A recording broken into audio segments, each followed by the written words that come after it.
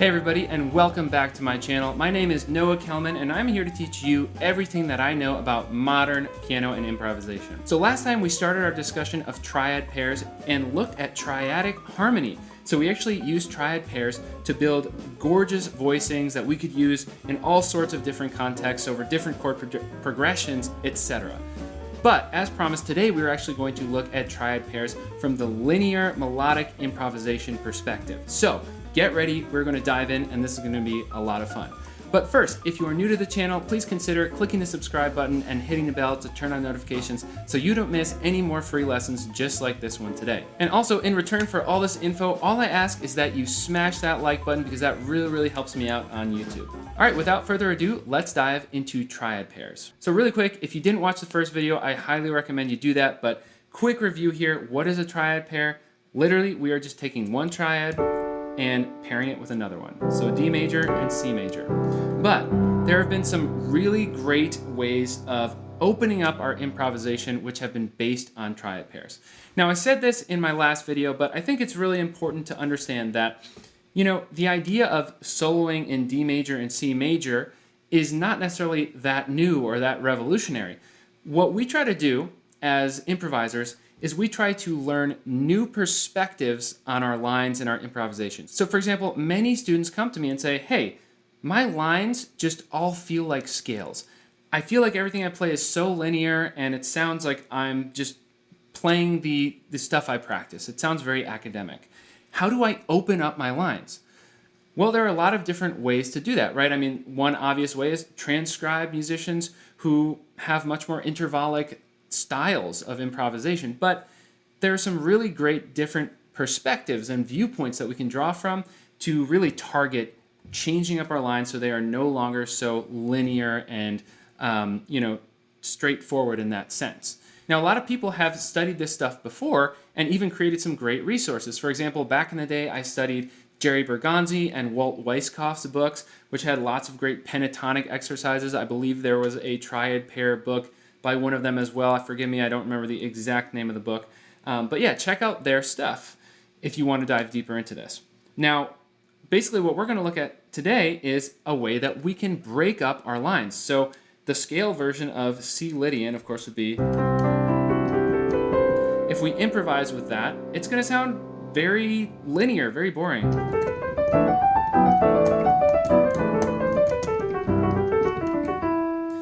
So, you know, it's not bad. There's nothing wrong with that, but it definitely sounds like I'm really stuck on this scale. How do we break it up and maybe sound a little bit more like this? Now, I'm not perfect here, but let's give it a shot.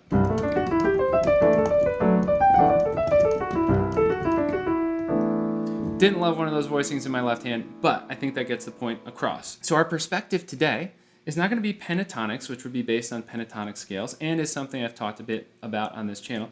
We're going to look at triad pairs. And so if we break down a triad pair to its most basic level, we're going to take each triad in root position. So let's do D over C. So we're going to have C major, D major.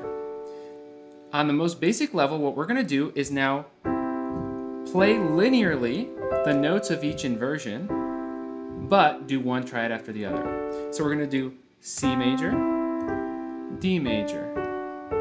And we're just going to, again, do this melodically linearly. And then we'll do first inversion, and then second inversion, and so on. So we get this sound, which you might have heard before. And then we could, of course, practice that descending.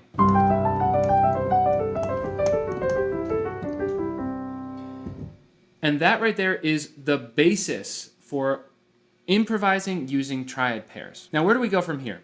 Because this also sounds like an exercise. Well, first of all, we can turn these into 4-note melodic cells instead. Melodic cells also being something we've talked about on this channel, but essentially that just means we're going to take groupings of 4 eighth notes.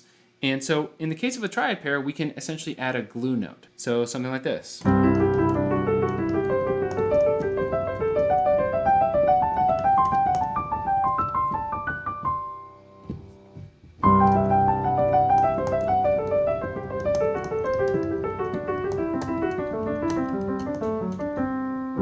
Right? So that's one option. We could also do other versions of this cell. So we could do,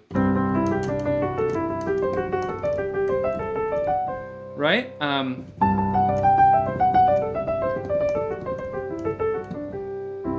And again, there are resources out there that'll take you through every single one of these little permutations. Now, what I like to really emphasize and encourage you to do is not necessarily just try to practice every single one that could possibly exist. Instead, experiment for a while, find the ones that you like best and write those down. Everything you practice eventually comes out somehow in your playing. So if you just practice the stuff that you think is just sounds the best to you, then I think that, in a sense, can be the most time efficient into developing your own sound. By the way, if you're getting a lot out of this video, please be sure to hit the like button because that really, really helps me out. Also, if you want to dive deeper into specific exercises like this, I actually have a package of modern licks that I released somewhat recently in my store at jazzpianoconcepts.com/store. It definitely uses some intervallic improvisation to open up your lines, including pentatonics and some triadic pair stuff, although it's not specifically geared towards triad pairs. I will warn you about that. But check that out, jazzpianoconcepts.com/store. Every single sale is really, really helpful to me as it goes straight toward me having time to keep making videos like this. So I really appreciate you taking the time to check it out. Thanks so much. All right, let's get back to the video. So one thing that I really have loved with triad pairs is the sound of opening them up over different octaves. So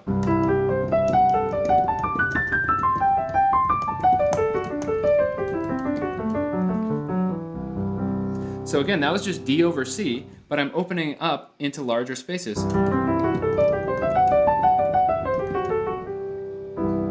Or I might even make a bigger 2-octave arpeggio out of it. So I'm just going to do, right? So second inversion C, first inversion D. Nice voicing, by the way.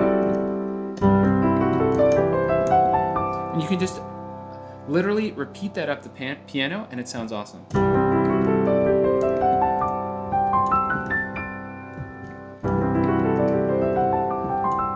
I'm a little rusty on it, actually.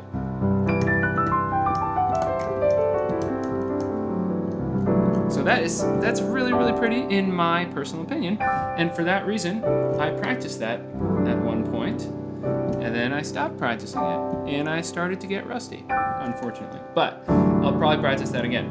But the point being, you can use this concept, this different viewpoint, this triad pair viewpoint for melodic lines, and totally open up your improvisation. Now, we have just been looking at C Lydian here. So come on, what other sounds can we get? Well, let's take a look here. So if we are on C minor 6/9, for example,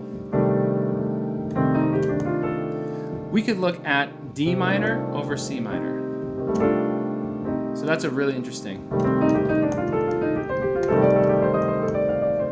I really, really like that.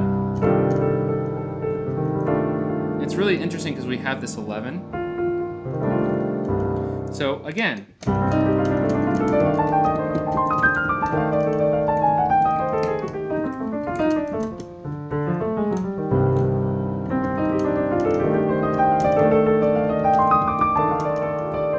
just kind of messing around and experimenting here.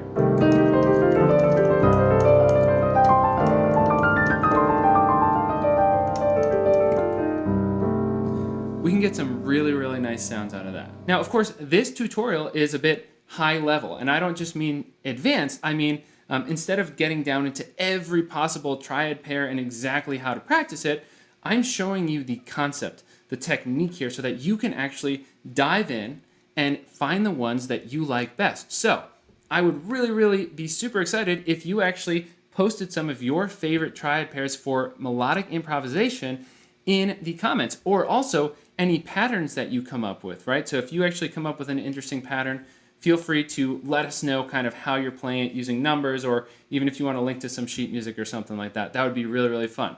We're also going to be definitely discussing this stuff some more in the completely free Discord community. So if you haven't used Discord before, it's a lot like a Facebook group, but it's on its own private app called Discord, and we are all hanging out in there. We are discussing progressions, we are discussing triad pairs, different techniques that we can use, and even jumping on video sometimes and doing some extra free lessons and interesting content there. So if you want to sign up for the Discord, just click the link in the description. Again, that is a totally free place to come hang out with our amazing community.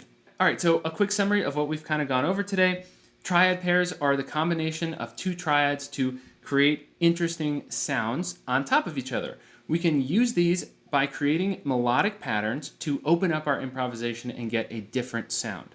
We can also add in little kind of glue notes to turn them into 4-note melodic cells, which aligns really nicely as eighth notes in 4/4. So finally, instead of repeating every possible inversion, we can also just take a couple shapes and make larger arpeggios out of these as well. And the most important thing at the end of the day is to experiment with these, find your favorites, and of course, leave them in the comments of the video. All right, thank you so much for watching. I hope this video was really helpful, and if it was, please hit that like button. If you are new to the channel, please consider subscribing so you don't miss any more videos like this one. And stay tuned because we've got lots more content coming out. jazzpianoconcepts.com/store is a great place to find more resources. All right, thank you so much for watching. Really appreciate it, and I'll see you in the next one.